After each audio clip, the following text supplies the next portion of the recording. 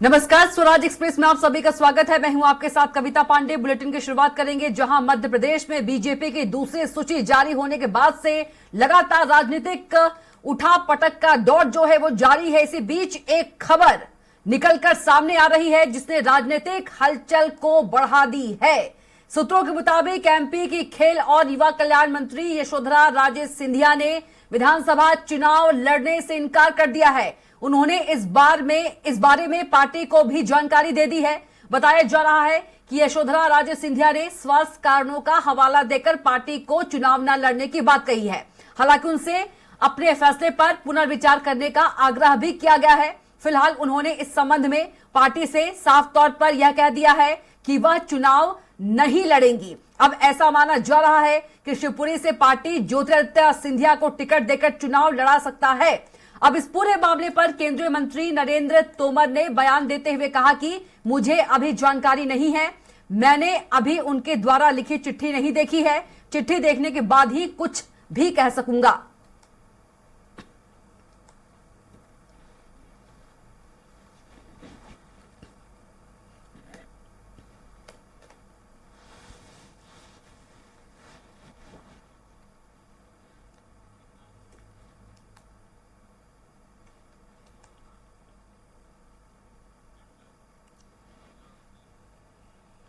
मध्य प्रदेश में राजनीतिक हलचल तेज हो गई है। दरअसल एक खबर निकलकर सामने आ रही है कि बीजेपी की कद्दावर नेता और खेल मंत्री यशोधरा राजे सिंधिया के चुनाव लड़ने से इनकार कर दिया, जिसे लेकर अब नरेंद्र तोमर ने बयान देते हुए कहा कि मुझे इस बारे में जानकारी नहीं है, मैंने अभी उनकी चिट्ठी देखी नहीं है, देखूंगा तभी कुछ कह पाऊंगा। वहीं उन्होंने बीजेपी की युवाओं को टिकट न देने के कांग्रेस के सवाल पर कहा कि कांग्रेस के पास कुछ भी नहीं बचा है, कांग्रेस मुद्दा विहीन हो गई है, कांग्रेस सिर्फ इधर उधर की बातें करती है। चिट्ठी अभी मैंने देखी नहीं है, मैं देखूंगा तभी कुछ कह पाऊंगा। कांग्रेस पर कुछ बचा नहीं है, कांग्रेस मुद्दा विहीन है, इसलिए इधर उधर की बातें करती है। कांग्रेस ये बताए कि 10 साल वो केंद्र की सरकार में रहे तो उन्होंने क्या किया। 2003 से पहले मध्य प्रदेश की सरकार में रहे तो उन्होंने क्या किया। बताने को कुछ है नहीं कि इस पे युवा खत्म हो गए, इस पे फलाना खत्म हो गए।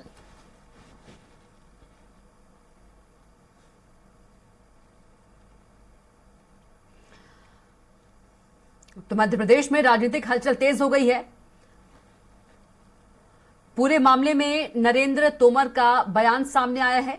बता दें कि यशोधरा राजे सिंधिया ने चुनाव लड़ने से इनकार कर दिया है और इस पूरे मामले में नरेंद्र तोमर ने कहा है कि अभी उनके पास जानकारी नहीं है। तो मध्य प्रदेश में सियासत ने जोर पकड़ा है। यशोधरा राजे सिंधिया के चुनाव न लड़ने की खबरें सामने आ रही हैं। स्वास्थ्य कारणों के चलते चुनाव न लड़ने की बात जो है वो कही जा रही है। पूरे मामले में नरेंद्र तोमर का बयान जो है वो सामने आया है। नरेंद्र तोमर का कहना है अभी जानकारी नहीं, चिट्ठी देखने के बाद जानकारी दूंगा। तो मध्य प्रदेश में सियासत ने जोर पकड़ा है। यशोधरा राजे सिंधिया के चुनाव न लड़ने की खबरें सामने आ रही है। स्वास्थ्य कारणों के चलते चुनाव न लड़ने की बात कही जा रही है। पूरे मामले में नरेंद्र तोमर का बयान सामने आया है। नरेंद्र तोमर का कहना है कि अभी जानकारी नहीं, चिट्ठी देखने के बाद जानकारी दूंगा।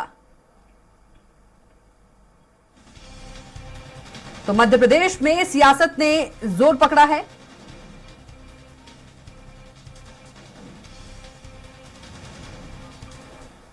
और इसी खबर पर हमारे साथ कांग्रेस प्रवक्ता राम पांडे जी जुड़ गए हैं। राम पांडे जी, चर्चा में बहुत स्वागत है आपका। जी जी, धन्यवाद जी।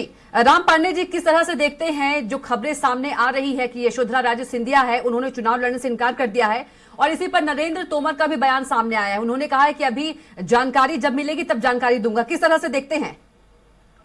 जी, समझदारी का काम कर रही हैं, वो हालात देख रही हैं जी, सर्वे देख रही हैं, केंद्रीय मंत्रियों को उतारा जा रहा है वह यह देख रही हैं, महंगाई बेरोजगारी से लोग परेशान हैं जी। तो वो सारी स्थिति को देखकर ये समझ चुकी हैं वो कि भारतीय जनता पार्टी से इस बार चुनाव जीतना मुश्किल है। दूसरा कारण, सिंधिया परिवार और नरेंद्र सिंह तोमर परिवार के बीच में जबरदस्त गुटबाजी चल रही है। जी।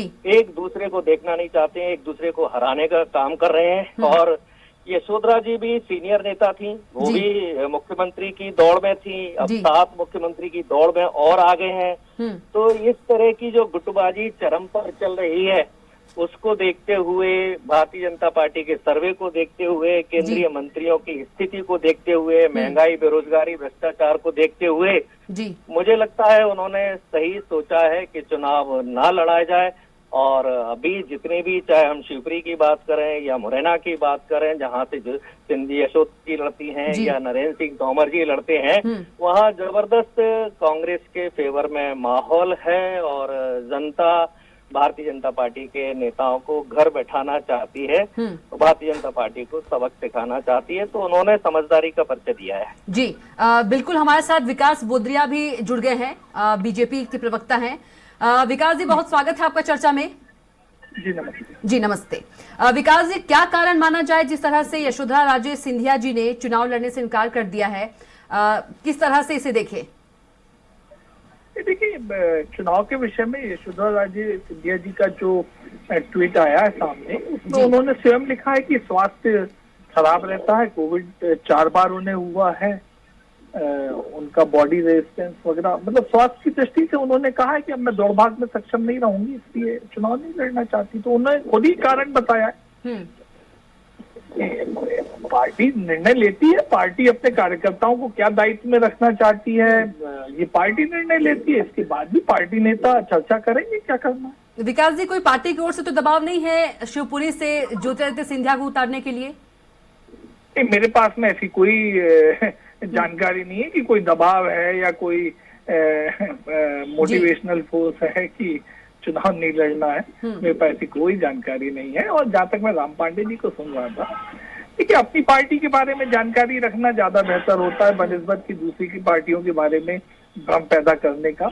अब राम पांडे जी से मैं पूछूंगा अभी कि मान लीजिए दिग्विजय सिंह जी क्यों मना करते हैं कि वो चुनाव नहीं लड़ेंगे, क्यों मना करते हैं कि मेरे सामने आने से मेरे वोट कटते हैं, क्यों मना करते हैं कि मेरे फोटो पोस्टर्स पे ना लगाए जाए, बैनर्स पे ना लगाए जाए। खुद ही बोल रहे हैं ना विकास जी, वो तो यही तो कह रहा हूँ कि खुद ही कह रहे हैं ना। अच्छा, तो क्या बीजेपी पुष्टि करती है विकास जी, क्या बीजेपी पुष्टि करती है कि यशोधरा राजे सिंधिया जी जो हैं वो चुनाव नहीं लड़ेंगी? नहीं, बिल्कुल नहीं करती। देखिए, ये चुनाव समिति को, शीर्ष हमारे नेताओं को तय करना है कि कौन क्या रोल में रहेगा।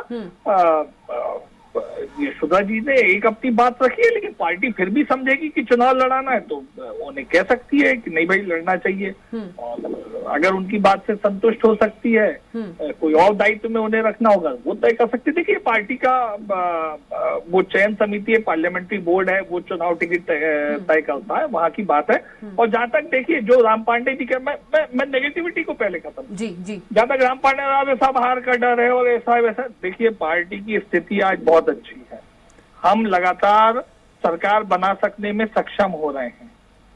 लेकिन विकास जी, यशोधरा राजे सिंधिया जी का एक बहुत बड़ा नाम है। अरे हाँ, है ना, और बिल्कुल है। एकदम अच्छा, से चुनाव लड़ने से इनकार कर देना एक हजम नहीं हो पा रहा है कुछ। स्वास्थ्य कारणों से कई लोगों ने मना किया है। अच्छा, दूसरी बात देखिए, ये तो भारतीय जनता पार्टी वो पार्टी है, जब लगातार हम चुनाव हार रहे थे जनसंघ के वक्त में, या भारतीय जनता पार्टी जब बनी थी उसके पश्चात भी, अरे हम तो चुनाव लड़ते थे अपने संगठन विस्तार के लिए, अपने विचारधारा से लोगों को जोड़ने के लिए, हारने और जीतने के डर से नहीं कभी चुनाव लड़। अगर वो मन में होता तो सन 80 में और 80 के पहले ये पार्टी और ये विचारधारा पनप नहीं पाती। तो ये मुझे लगता है कि कांग्रेस, विकास जी, हार जीत की बात नहीं होती तो शायद कांग्रेस से सरकार नहीं गिरती। जी, आप बात कर रहे हैं कि हार जीत के लिए हम चुनाव नहीं लड़ते हैं, अगर ऐसा होता तो कांग्रेस की, अरे अब तो बहुत अच्छी स्थिति हमें मालूम है, अब तो बहुत अच्छी स्थिति हमारी पार्टी की मालूम है। हम दोबारा सरकार बनाने जा रहे हैं। अब हमारे पास में नेता का चेहरा मोदी जी जैसा है, जिसका डंका पूरी दुनिया में बजता है। पार्टी अपने काम लोगों में करके पता पाई है। तो हमारे पास एक अच्छी नीति, एक अच्छी नीयत, एक अच्छा नेता, सब कुछ तो है। फिर हमें क्या संकोच है, क्या संदेह है। ठीक है, राम पांडे जी। जी, इनकी बातें फर्जी हैं। देखिए, इनकी हर कमेटी में, खासकर चुनाव वितरण कमेटी में, टिकट किसको दिया जाएगा। उस कमेटी में नरेंद्र सिंह तोमर हैं, ज्योतिरादित्य सिंधिया हैं, जी कैलाश विजयवर्गीय हैं, फग्गन सिंह कुलस्ते हैं, बड़े बड़े राष्ट्रीय स्तर के नेता हैं। जी उनको पता नहीं रहता है कि किसको टिकट दिया जा रहा है, तो इनकी पार्टी में टिकट का ट्रम्प और बाइडेन बांट रहे हैं। वही जो कमेटी में है ये कह रहे हैं पार्टी डिसाइड करेगी। अरे पार्टी ने तो डिसाइड किया था कि ये लोग टिकट बांटेंगे, और टिकट बांटने वालों को ही नहीं पता कि किसको टिकट मिल रहा है, और वो उनको खुद ही को टिकट मिल रहा है। उनकी विधानसभा में 4-4 लोग उनको आवेदन दे रहे हैं कि भाई साहब हमें टिकट दिलवा दो, और भाई साहब खुद ही टिकट लेकर बैठ चुके हैं। जहां तक कि यशोधरा सिंधिया जी की बात है कि कोरोना ये वो, ये देखिए ज्योतिरादित्य सिंधिया को भी कोरोना हो चुका है। कोरोना तो सबको हो चुका है, ये कोरोना वाला डर नहीं है, ये डरोना वाला है। आप देखिए इन्होंने कहा भारतीय जनता पार्टी, अभी पिछले 20 साल में भारतीय जनता पार्टी के विधायकों ने ज्यादातर इस्तीफा नहीं दिया है, ज्यादातर पार्टी नहीं छोड़ी है। अब ऐसी भगदड़ क्यों मची हुई है? ज्योतिरादित्य सिंधिया जी की तो, यशोधरा जी की तो ये गनीमत मानो कि अभी उन्होंने इस्तीफा नहीं दिया, बाकी इनके विधायक, पूर्व विधायक, सांसद इस्तीफा दे रहे हैं और कांग्रेस ज्वाइन कर रहे हैं। तो ये हार का डर ही तो है, इसलिए इनकी पार्टी में भगदड़ मची हुई है। इनकी पार्टी को लोग छोड़कर कांग्रेस में आ रहे हैं। केंद्रीय मंत्रियों को, अच्छा राम जी, अच्छी बात है कि कांग्रेस में बीजेपी के लोग आ रहे हैं। राम पांडे जी, कांग्रेस कब अपने प्रत्याशियों की लिस्ट जो है वो जारी करेगी? सभी को इंतजार है इसका। जी जी जी, बिल्कुल बिल्कुल। अभी आचार संहिता लगी नहीं है। भारतीय जनता पार्टी फर्जी पार्टी है, पता नहीं 1 साल बाद आचार संहिता लगा है। चुनाव आयोग इनकी जेब में बैठा है, ये कल भी घोषणा करवा सकते हैं, 4 साल बाद भी घोषणा करवा सकते हैं, 4 दिन भी करवा सकते हैं पांडे जी। जी जी, पहले आचार संहिता तो लगने दीजिए। अभी आचार संहिता लगी नहीं, अभी चुनाव का पता नहीं है। अब 4 साल पहले थोड़ी टिकट डिक्लेयर किए जाते हैं, टिकट डिक्लेयर किए जाते हैं आचार संहिता के बाद। पहले आचार संहिता लगाने दो, हमें पता है किसको टिकट देना है, हमें पता है किसको लड़ना है, सारी तैयारियां हो चुकी है। और हमारे जो लोग चुनाव लड़ रहे हैं वो क्षेत्र में सक्रिय है, क्षेत्र में काम कर रहे हैं। ऐसा तो नहीं कि कांग्रेस जो है बीजेपी के प्रत्याशियों को देखकर वो कांग्रेस की लिस्ट जारी करेगी? नहीं, ऐसा नहीं है। देखिए बीजेपी ने भी डिक्लेयर की है, आम आदमी पार्टी ने भी की है, बीएसपी ने भी की है।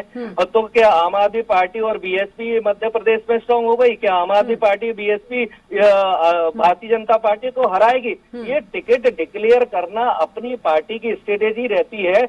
और बहुत पहले जब टिकट डिक्लेयर किए जाते हैं, ज्यादातर वही पार्टियां पहले टिकट डिक्लेयर करती हैं जो हारती हैं। अक्सर हमने देखा है बीएसपी पार्टी को 6-6 महीने पहले डिक्लेयर करती है और ज्यादातर हारती है।